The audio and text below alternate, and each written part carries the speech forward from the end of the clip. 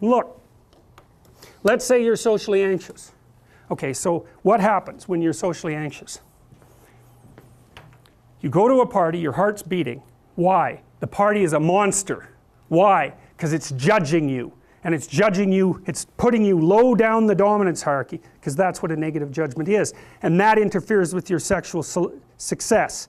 And that means that you're being harshly evaluated by nature itself.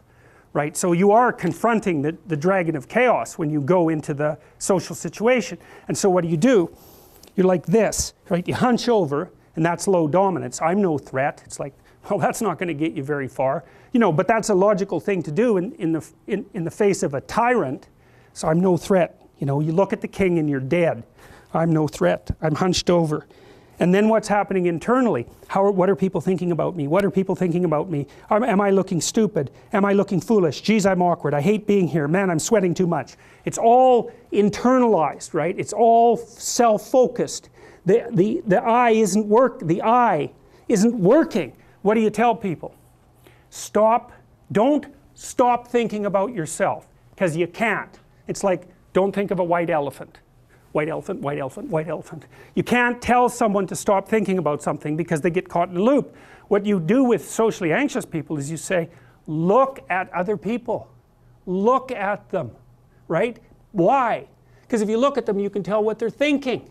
And then unless you're terribly socialized, and some people are. Some people have no social skills, and so the reason they can't go to a party is because they don't even know how to introduce themselves. Like no one ever taught them how to behave.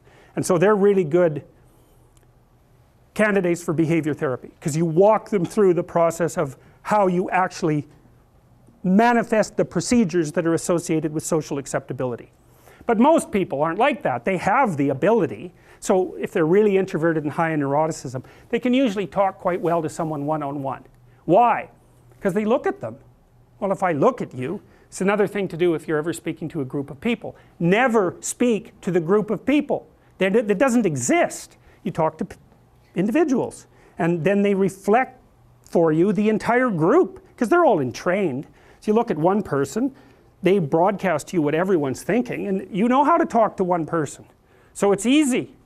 So as soon as you focus on the person, not you, you push your attention outward, use your eye, you push your attention outward, and you start watching. Well, then all your automatic mechanisms kick in, and you stop being awkward. Because if we're talking, and I'm looking here, I don't know what you're going to do next, and I'm going to put disjunctions into they're like bad chords in the melody of our conversation. And the reason is I'm not paying attention. So that's why the eye is the thing at the top of the pyramid. It's like the thing that enables you to win the set of all possible dominance hierarchies is the eye. Pay attention. Pay attention. That's the critical issue. That's why the Egyptians worshipped Horus. That's why Horus was the thing that rescued Osiris from the depths. It's the capacity to pay attention. What do you pay attention to most? What your right hemisphere signals as anomalous. It attracts your attention. It's like, this isn't going quite right. I'm not looking at that. Wrong. That's what you look at. That's what you look at. What's not going right, because that's the terrible monster that might eat you, but it's also the place you get all the information. So that's why it's useful to have discussions with your enemies, because they will tell you things you do not know. And that's such a great thing, because if you don't know them, well, you're not very smart, are you? You know, there may be a time when you go somewhere that's the thing you need to know. And maybe your enemy will tell you why you're such a fool, you know, and a bunch of other things that aren't true too. But even one thing that's accurate, it's like, yeah, thanks very much, man, maybe I'll do some work on that, and I won't have to carry that forward. So, and then that's part of the reason, again, why the terrible predator, it's always the terrible predator that has the gold. It's like, it's the person who delivers the message you do not want to hear. So it's rough, but it doesn't matter. Life is rough.